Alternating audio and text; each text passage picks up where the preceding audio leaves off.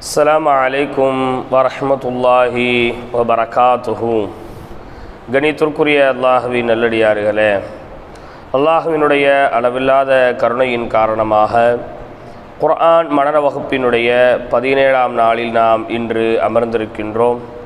இன்றைய பழைய பாடம் என்பது சூரத்துல் பக்ராவினுடைய முதல் வசனத்திலிருந்து 77வது வசனம் வரை பழைய பாடமாகவும், இன்றைய சபக் பாடம் என்பது 77வது வசனத்திலிருந்து 84வது வசனம் வரை சபக் பாடமாகவும் இருக்கிறது. இன்றைய புது பாடம் என்பது 84வது வசனத்தில் இருந்து 90வது வசனம் வரை இன்றைய புது பாடமாக இருந்து கொண்டிருக்கிறது. வல்ல அல்லாஹ் நாம் மனனம் செய்த அனைத்தையும் நினைவிலே வைத்து கொள்ளக்கூடிய பெரும் பாக்கியத்தை நம் அனைவருக்கும் தருவானாக.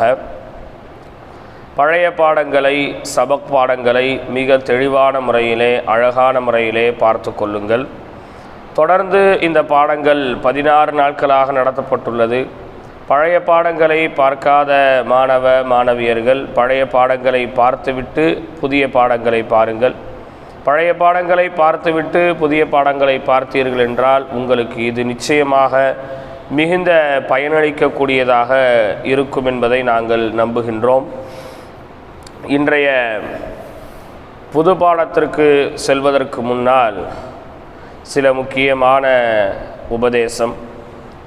இன்னும் சொல்ல வேண்டுமென்றால், எங்களுக்கு மோட்டிவேட் பண்ணுற மாதிரி ஏதாவது நீங்கள் பேசுங்க, ஒரு மோட்டிவேஷனாக எங்களுக்கு இருக்கணும். நிறைய நம்மள்கிட்ட பயிலக்கூடிய, ஆன்லைனில் பயிலக்கூடிய மாணவர்கள் குடும்ப பெண்களாக, வேலை செய்யக்கூடிய ஆண்களாகத்தான் அதிகமாக இருக்கின்றார்கள். அப்போ பாடங்கள் தொடங்கி ஒரு 15 நாட்கள் சென்ற பிறகு எல்லாருக்கும் மனசுக்குள்ள ஒரு சின்ன சோர்வு விட்டது.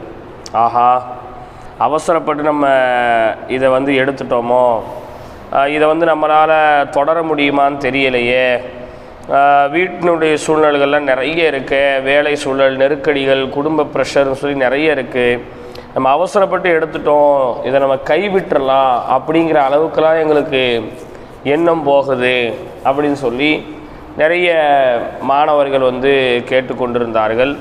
அதுபோல் எங்களுக்கு ஏதாவது ஒரு உற்சாகமான ஒரு வார்த்தைகளை, ஒரு ஹதீஸை நீங்கள் சொன்னால் நன்றாக இருக்கும் என்றெல்லாம் பலரும் நம்மிடத்தில் வினவினார்கள். உங்களுக்கு நான் மோட்டிவேஷனாக சொல்லக்கூடியது ஒன்று தான். நீங்கள் எப்போதுமே ரசூல் ஸல்லல்லாஹு அலைஹி வஸல்லம் அவங்களுடைய வாழ்க்கையை பாருங்கள். ஏன்னா அல்லாஹ் சொல்லும்போது உஸ்வத்துன் ஹசனா, ரசூலுல்லாஹ்வுடைய வாழ்க்கையில் உங்களுக்கு ஒரு அழகிய முன்மாதிரி இருக்குது அப்படின்னு அல்லாஹ் சொல்லி காமிக்கிறான். எல்லா விஷயங்களிலும் ரசூலுல்லாஹ்வுடைய வாழ்க்கையில் ஒரு முன்மாதிரியான நடைமுறை என்பது நமக்கு இருக்குது. இப்போ நம்ம எல்லாரும் ஓதக்கூடியவங்களாக, படிக்கக்கூடியவங்களாக, மனனம் செய்யக்கூடியவர்களாக இருக்கிறோம். இதெல்லாம் நமக்கு வராது, படிக்க முடியாது, குடும்ப சூழல் இருக்குது, அப்படியெல்லாம் ஒரு காரணத்தை நம்ம முன்வைக்க வேண்டாம். காரணம் என்ன அப்படின்னா, கொஞ்சம் யோசிச்சு பாருங்கள். நாயகம் ஸல்லல்லாஹு அலைஹி வஸல்லம் அவர்களுக்கு 12 மனைவிகளை அல்லாஹ் ரப்புல் ஆலமீன் மனம் முடிப்பதற்கான ஒரு சூழலை கொடுத்தான். அவ்வளோ குடும்ப சூழ்நிலைகளில் இருந்தாலும் கூட ரசூல் ஸல்லல்லாஹு அலைஹி வஸல்லம் அவங்க இந்த குர்ஆனை கற்றுக்கொள்வதிலோ கற்றுக் கொடுப்பதிலோ எந்த பின்னடைவையும் நபி ஸல்லல்லாஹு அலைஹி வஸல்லம் அவங்க பார்க்கல. இதுக்கடையில் ரசூல் ஸல்லல்லாஹு அலைஹி வஸல்லம் அவங்க தான் குடும்ப வேலையும் பார்த்துக்கொள்ளணும், தான் சமூக வேலையும் பார்த்துக்கொள்ளணும், தன்னுடைய பேர பிள்ளைகளையும் பெருமானார் பார்த்து கொள்ளணும், தங்களுடைய நண்பர்களையும் பார்த்து கொள்ளணும்.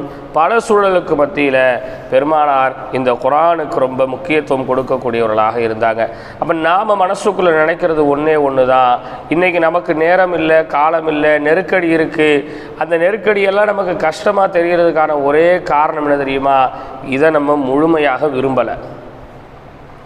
நான் உங்களிடத்தில் சுருக்கமாக சொன்னால், ரொம்ப தெளிவாக சொன்னால் ஒரே ஒரு விஷயத்தை தான் சொல்லணும். இதெல்லாம் நமக்கு ஏன் நெருக்கடியாக தெரியுது, ஏன் குடும்பம்லாம் நமக்கு ஒரு நெருக்கடியாக தெரியுது, வேலையெல்லாம் ஏன் ஒரு நெருக்கடியாக தெரியுது அப்படின்னா, இதை நம்ம முழுமையாக விரும்பலை. இதை முழுமையாக விரும்பியிருந்தால் இந்த நெருக்கடியெல்லாம் நமக்கு ஒரு பெரிதே கிடையாது. இதெல்லாம் ஒரு சும்மா சும்மா ஒரு பூச்சாட்டி காமிக்கிற மாதிரி இருக்கும். இதை நம்ம முழுசாக விரும்பாததுனால சின்ன சின்ன பிரச்சனைகள் கூட நமக்கு இதை ஓதுறதுக்கான ஒரு தடையாக ஒரு பெரிய பிரச்சனையாக என்ன செய்து இருக்குது. மனசுக்குள்ளே நினைக்கிறதே முதல்ல வெற்றி தான். ஓதணும்னு நினச்சிட்டோம் சொன்னாலே என்னது தான் வெற்றி தான். இன்னொன்று ரசூலுல்லாஹ்வுடைய ரொம்ப அழகான ஒரு ஹதீஸ், மன் சலக்க தரீகன் யல்தமிஸு ஃபீஹி இல்மன், யார் இந்த மார்க்க கல்வியை தேடுவதற்கான பாதையை தேர்ந்தெடுத்து கொள்கின்றாரோ சஹலல்லாஹு பிஹி தரீகன் இலல் ஜன்னா, அவருக்கு அல்லாஹ் தஆலா சொர்க்கத்தினுடைய பாதையை லேசாக்கிறான். எங்கள் சொர்க்க பாதை எப்படிப்பட்டது, சிராத்துல் முஸ்தகீம் எப்படிப்பட்டது, மஹ்ஷர் மைதானம் எப்படிப்பட்டது, அல்லாஹ்வினுடைய கேள்வி கணக்கு எப்படிப்பட்டது, அதையே அல்லாஹ் தஆலா லேசாக்கிறான்னு சொன்னால் இதை படிக்கிறதுக்கான வழி அல்லாஹ் லேசாக்கிற மாட்டானா? அப்போ யாருக்கு அல்லாஹ் லேசாக்குவான், யாருக்கு அந்த பிரச்சனைகள்லேருந்து அல்லாஹ் தஆலா விடுதலையை கொடுப்பான், ஒரு ரிலீஃபை கொடுப்பான், ஒரு ரிலாக்ஸேஷனை கொடுப்பான்னு சொன்னால் இதை முழுமையாக ஏற்றுக்கொள்கிறவங்களுக்கு, முழுமையாக இதை பிரியப்படுறவங்களுக்கு இதுதான் வாழ்க்கை, இதை தாண்டி வாழ்க்கை இல்லை. குர்ஆனுக்காக தான் என் உடல், பொருள், ஆவி, மூச்சு, என் மனது, என் உடல், என் இரத்தம், என் எலும்பு, என் சதை, என் பார்வை, என் நாவு, என் காது அனைத்தும் குர்ஆனுக்காகத்தான் என்று குர்ஆனோடு தன்னை ஒன்றரை கலந்தவர்களுக்கு மட்டும்தான் இந்த ஒரு நசீபை அல்லாஹ் கொடுப்பான். நான் முதல் பாடங்கள்லேயே சொல்லியிருப்பேன், என்ன இந்த குர்ஆனை இறக்கக்கூடிய பொறுப்பை, இந்த குர்ஆனை சுமக்கக்கூடிய பொறுப்பை அல்லாஹ் தஆலா மலைகளிடத்தில் கேட்டான், கடலிடத்தில் அல்லாஹ் கேட்டான். ஃபஅபைன, அவையெல்லாம் மறுத்து விட்டது. அல்லாட்ட அதெல்லாம் என்ன செஞ்சிருச்சு, முடியாது, நாங்கள் எங்களால் முடியாது அல்லாஹ் மறுத்துருச்சு. ஆனால் மனிதன் இதை ஏற்றுக்கொண்டான் என்று அல்லாஹ் சொல்கிறான். அப்போ அந்த மனிதனுடைய மனம் எப்படி இருக்கணுங்க, எப்படி இருக்கணும், மலையை விட பலமானதாக இருக்கணும். மலை போல பிரச்சனை வந்தாலும் பனி போல போக்கக்கூடிய ஒரு மனதை கொண்டவர்களால் தான் குர்ஆனை தாங்கக்கூடிய ஒரு வலிமை இருக்கும்.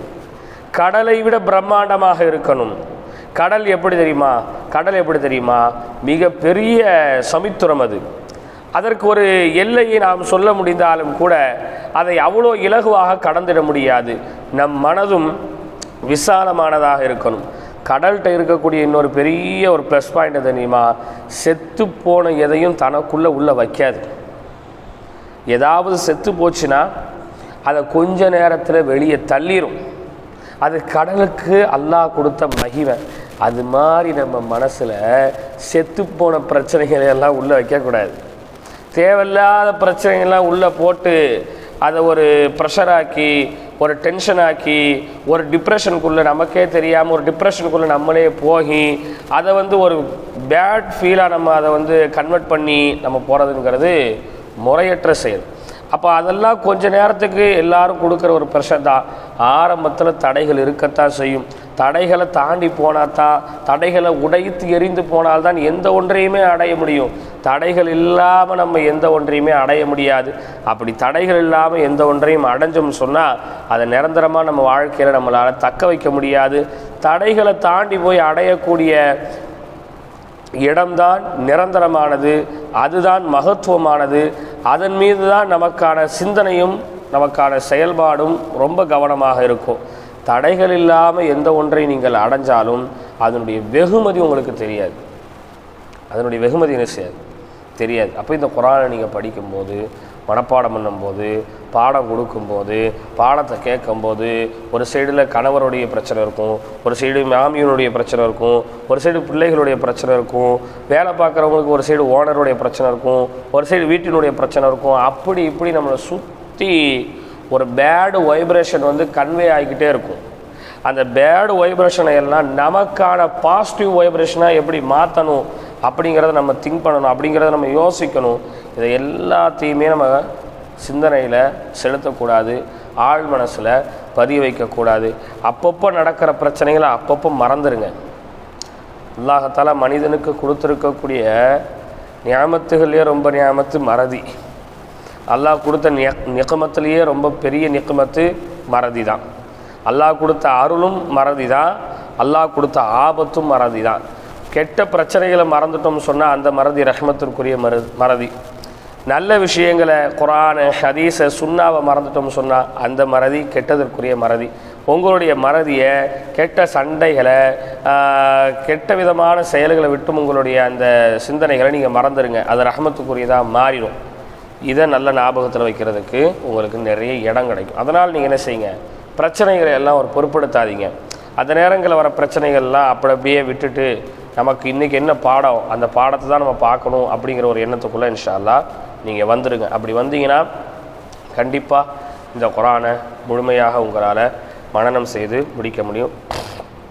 இப்போ எனக்குமே 2 நாளாக சளி, காய்ச்சல், அது போக குடும்ப சூழல்கள் எல்லாம் இருக்குது, எதுவுமே இல்லைன்னு இல்லை. இப்போ நான் உட்காந்துருக்கிறது கூட பயங்கர ஒரு டயர்ட்னஸில், ஒரு காய்ச்சலில், ஒரு சளியில் தான் நான் அவங்க முன்னாடி உட்காந்துருக்கிறேன். பயங்கரமாக ஹெட்டேக், ரொம்ப தலைவலி, இவ்வளோ பிரச்சனைகளுக்கு மத்தியில் தான் நான் இப்போ என்ன செஞ்சுட்ருக்கிறேன், பாடத்தை பார்த்துக்கிட்டு இருக்கிறேன். பாடத்தை உங்களுக்கு நான் சொல்கிறேன். அப்படிங்கிற பட்சத்தில் அது எல்லாம் இருக்க தான் செய்யும். ஒரு பக்கம் தலை வலிச்சுக்கிட்டே தான் இருக்கணும், ஒரு பக்கம் வயிறு வலிச்சுக்கிட்டே தான் இருக்கும், ஒரு பக்கம் வாய் வலிச்சுக்கிட்டே இருக்கும், ஒரு பக்கம் கண் வலிச்சுக்கிட்டே இருக்கும். எல்லாம் நிற்காது. என்றைக்கு நிற்க போகுது? இதெல்லாம் என்றைக்குமே நிற்காது. அப்போ இது எல்லாம் இருந்துக்கிட்டே இருக்கும்போதே நம்மளுடைய வேலைகளையும் நம்ம பார்த்துக்கிட்டே இருந்தோம்னு சொன்னால் அந்த வலிகள் எல்லாம் ஒரு நேரத்தில் மறந்து போயிடும். குர்ஆன் என்பது மருந்தாக இருக்கிறது. பெருமானார் சொன்னார்கள், இன்ன ஃபீ ஃபாத்திஹத்தில் கிதாபி ஷிஃபா மின் குல்லி தா. சூரத்துல் ஃபாத்திஹா என்பது எல்லா நோய்க்குமான நிவாரணமாக இருக்குது. குறிப்பாக மனநோய்க்கான நிவாரணம் அதுதான். மனநோயினா என்னங்க, பயம், அச்சம், அது மாதிரி டிப்ரெஷன், அது மாதிரி யார் ஏதோ சொல்லிடுவாங்களோங்கிற ஒரு கூச்ச சுபாவம், இந்த மாதிரியான மனநோய்க்கெல்லாம் சூரத்துல் ஃபாத்திஹாங்கிறது ஒரு மருந்தாக இருக்குது. அதிகமாக அதை இன்ஷா அல்லாஹ் ஓதி வாருங்க. அப்போ இன்றைக்கான புது பாடம் என்பது 13 வரி குர்ஆன் வச்சுருக்கிறவங்க நல்லா கவனிச்சுக்கோங்க. 15ஆம் பக்கத்தில் வரி கூடியதான் இன்றைக்கான பொது பாடம். 13 வரி குர்ஆன் அல்லாதவர்கள் கவனமாக கேட்டுக்கொள்ளுங்கள். 83வது வசனம், 84வது வசனம், 84வது வசனத்தில் தான் இன்றைக்கான புது பாடத்தை நம்ம தொடங்குகிறோம். கொஞ்சம் நல்லா கவனித்து பார்த்து வாருங்க, சரிங்களா? பாருங்கள். أعوذ بالله من الشيطان الرجيم. بسم الله الرحمن الرحيم. قل ربي زدني علما، قل ربي زدني علما، قل ربي زدني علما وارزقني فهما، ربي يسر ولا تعسر تمم بالخير برحمتك يا أرحم الراحمين. ربي اشرح لي صدري ويسر لي أمري واحلل عقدة من لساني يفقه قولي. استغفر الله استغفر الله استغفر الله استغفر الله العظيم من كل ذنب خطيئة إليه أسألك توبة لا إله إلا الله محمد رسول الله. பாருங்க. ثم أنتم هؤلاء تقتلون أنفسكم وتخرجون فريقا من دياركم إلا منكم من دياركم. பாருங்க, திரும்ப பாருங்க. ثم أنتم هؤلاء تقتلون أنفسكم وتخرجون فريقا منكم من ديارهم تظاهرون عليهم بالإثم والعدوان وإن يأتوكم أسارى تفادوهم وهو محرم عليكم إخراجهم أفتؤمنون ببعض الكتاب وتكفرون ببعض فما جزاء من يفعل ذلك منكم إلا خزي في الحياة الدنيا ويوم القيامة يردون إلى أشد العذاب وما الله بغافل عما تعملون أولئك الذين اشتروا الحياة الدنيا بالآخرة فلا يخفف عنهم العذاب ولا هم ينصرون ولقد آتينا موسى الكتاب وقفينا من بعده بالرسل وآتينا عيسى ابن مريم البينات وأيدناه بروح القدس أفكلما جاءكم رسول بما لا تهوى أنفسكم استكبرتم ففريقا كذبتم وفريقا تقتلون وقالوا قلوبنا غلف بل لعنهم الله بكفرهم فقليلا ما يؤمنون ولما جاءهم كتاب من عند الله مصدق لما معهم وكانوا من قبل يستفتحون على الذين كفروا فلما جاءهم ما عرفوا كفروا به فلعنة الله على الكافرين بئس ما اشتروا به أنفسهم أن يكفروا بما أنزل الله بغيا أن ينزل الله من فضله على من يشاء من عباده سباء بغضب على غضب وللكافرين عذاب مهين 84வது வசனத்தில் இருந்து 90வது வசனம் வரைக்கும் இன்றைய புது பாடம். ரொம்ப சளி இருக்குது. சில நேரங்களில் சத்தமே வெளியே வரமாட்டேங்குது. அதனால் சில உச்சரிப்புகள் தடுமாற்றமாக வருது.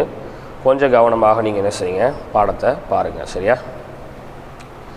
ثم أنتم هؤلاء تقتلون أنفسكم وتخرجون فريقا منكم من ديارهم நிறைய பேர் இந்த ஹிம்மை வந்து கிம் கிம் கிம் மிந்தியாரி கிம் அப்படின்னு அந்த கேஃபினுடைய உச்சரிப்பில் பல பேர் சொல்கிறீங்க. சில பேர் இன்னும் மிந்தியாரி ஹிம் ஷாவினுடைய உச்சரிப்பில் மிந்தியாரி ஹிம் அப்படின்னீங்க. அது கேஃபும் இல்லை ஷாவும் இல்லை, ஹா. மிந்தியாரி ஹிம் ஹிம் ஹா. பாருங்கள். ثم أنتم هؤلاء تقتلون أنفسكم وتخرجون فريقا منكم من ديارهم تظاهرون عليهم بالإثم والعدوان وإن يأتوكم أسارى تفادوهم وهو محرم عليكم إخراجهم أفتؤمنون ببعض الكتاب وتكفرون ببعض فما جزاء من يفعل ذلك منكم إلا خزي في الحياة الدنيا ويوم القيامة يردون إلى أشد العذاب وما الله بغافل عما تعملون أولئك الذين اشتروا الحياة الدنيا بالآخرة فلا يخفف عنهم العذاب ولا هم ينصرون ولقد آتينا موسى الكتاب وقفينا من بعده بالرسل وآتينا عيسى ابن مريم البينات وأيدناه بروح القدس أفكلما جاءكم جاءكم رسول بما لا تهوى أنفسكم استكبرتم أنفسكم استكبرتم. அதாவது தொடர்ந்து 4 இடத்துல பேசிருக்கு, கவனமாக படிக்கணும். அன்ஃபுசுக்கும் முஸ்தக்பர்தும். நிறைய பேர் அன்ஃபுசக்கும் அன்ஃபு ச இல்லை அன்ஃபுசு தான். நிறைய பேர் அன்ஃபுச அப்படின்ட்டு என்ன செஞ்சிடுறீங்க, படிச்சிடுறீங்க. நல்லா கவனமாக பார்த்துங்க. அஃபகுல்லமா ஜாஅக்கும் ரசூலும் பிமா லா தஹ்வா அன்ஃபுசுக்கும் முஸ்தக்பர்தும் ஃபஃபரீகன் கஸ்ஸப்தும் வஃபரீகன் தக்துலூன் وقالوا قلوبنا غلف بل لعنهم الله بكفرهم فقليلا ما يؤمنون ولما جاءهم كتاب من عند الله مصدق لما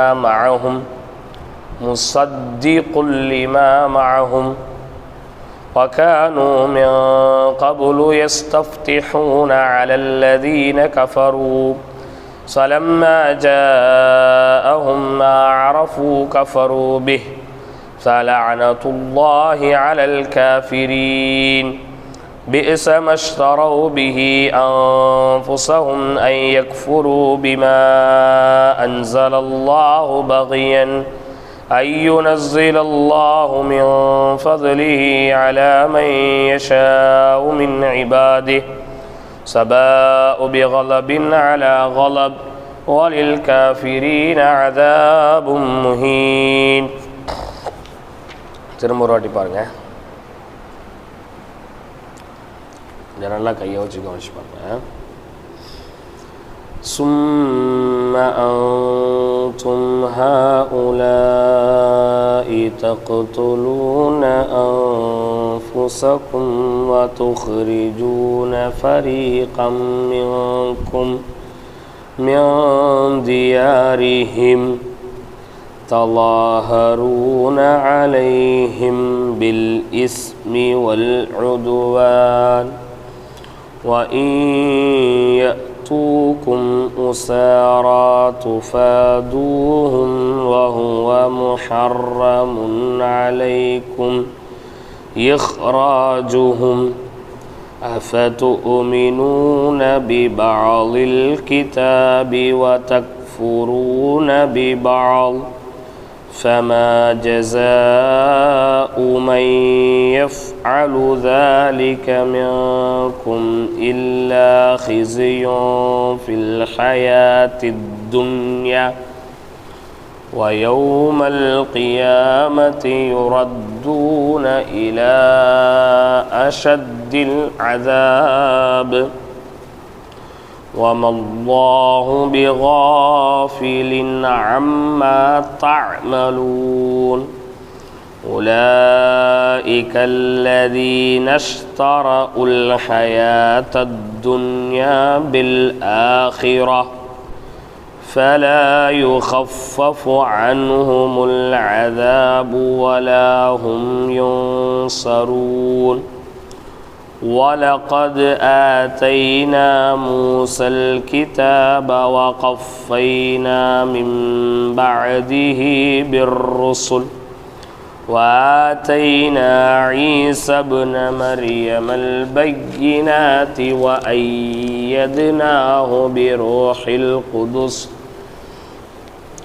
أفكلما جاءكم رسول بما لا تهوى أنفسكم استكبرتم ففريقا كذبتم وفريقا تقتلون وقالوا قلوبنا غلف بل لعنهم الله بكفرهم فقليلا ما يؤمنون ولما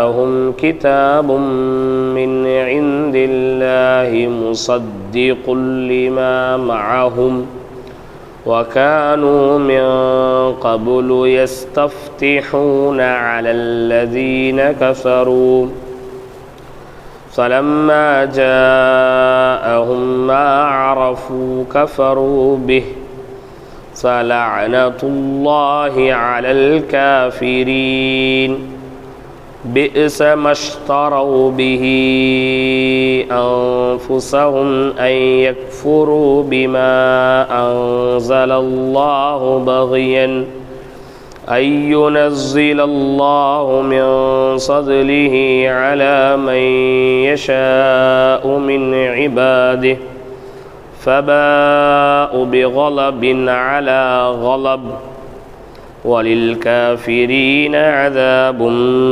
مهين. நாளைக்கு இன்ஷா அல்லாஹ் 100 ஆயத்தை முடிக்கலான்னு பார்த்தா 100 ஆயத்து ஏறத்தால 2 பக்கத்துக்கு மேலே வருது. இன்ஷா அல்லாஹ் நாளைக்கு 100 ஆயத்து முடிக்கணும்.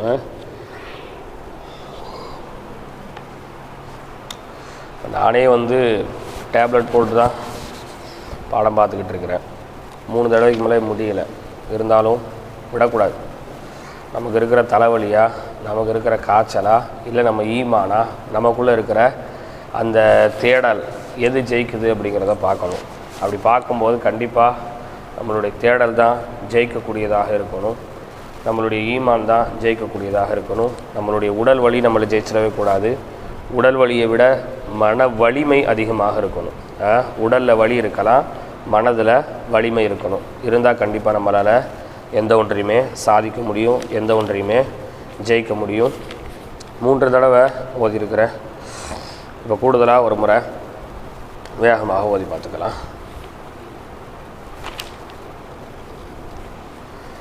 ثم أنتم هؤلاء تقتلون أنفسكم وتخرجون فريقا منكم من ديارهم تظاهرون عليهم بالإثم والعدوان وإن يأتوكم مسارى تصادوهم وهو محرم عليكم إخراجهم أفتؤمنون ببعض الكتاب وتكفرون ببعض فما جزاء من يفعل ذلك منكم إلا خزي في الحياة الدنيا ويوم القيامة يردون إلى أشد العذاب وما الله بغافل عما تعملون أولئك الذين اشتروا الحياة الدنيا بالآخرة فلا يخفف عنهم العذاب ولا هم ينصرون ولقد آتينا موسى الكتاب وقفينا من بعده بالرسل وآتينا عيسى ابن مريم البينات وأيدناه بروح القدس عسى جاءكم رسول بما لا تهوى أنفسكم استكبرتم ففريقا كذبتم وفريقا تقتلون وقالوا قلوبنا غلف بل لعنهم الله بكفرهم فقليلا ما يؤمنون ولما جاءهم كتاب من عند الله مصدق لما معهم وكانوا من قبل يستفتحون على الذين كفروا فلما جاءهم ما عرفوا كفروا به فلعنة الله على الكافرين بئس ما اشتروا به أنفسهم أن يكفروا بما أنزل الله بغيا أن ينزل الله من فضله على من يشاء من عباده فباءوا بغضب على غضب وللكافرين عذاب مهين. صدق الله العظيم وصدق رسوله النبي الكريم ونحن على ذلك من الشاهدين والشاكرين والحمد لله رب العالمين. தொடர்ந்து பாடத்தை பாருங்க, பாடங்கள் ஏற்படும் சந்தேகங்களை தீர்த்து கொள்ளுங்க. இன்னும் குறிப்பாக முக்கியமாக உங்கள்கிட்ட ஒரு விஷயத்த வழமையாக நான் சொல்கிறது வழக்கம். நான் ஓதுவதில் ஏதேனும் தவறுகள் இருந்தாலும் அதை தயவு செய்து சுற்றி காமியுங்கள், அதை எனக்காக எடுத்துரையுங்கள். என்னுடைய தவறுகளை தயவு செய்து சுற்றி காமித்து நீங்கள் எடுத்துரைக்கும் போது அதற்கான கூலியை அல்லாஹ்விடம் நீங்கள் கண்டிப்பாக பெற்றுக்கொள்வீர்கள். அல்லாஹ் உங்களுக்கும் எனக்கும் குர்ஆனை முழுமையாக மனனம் செய்யக்கூடிய பாக்கியத்தையும் இதுவரை நாம் மனனம் செய்ததை நமது மனதிலே நிலைத்து நிலையாக இருக்கக்கூடிய நசீபினையும் அல்லாஹ் நம் அனைவருக்கும் தருவானாக. அஸ்ஸலாமு அலைக்கும் வரஹ்மத்துல்லாஹி வபரகாத்துஹு.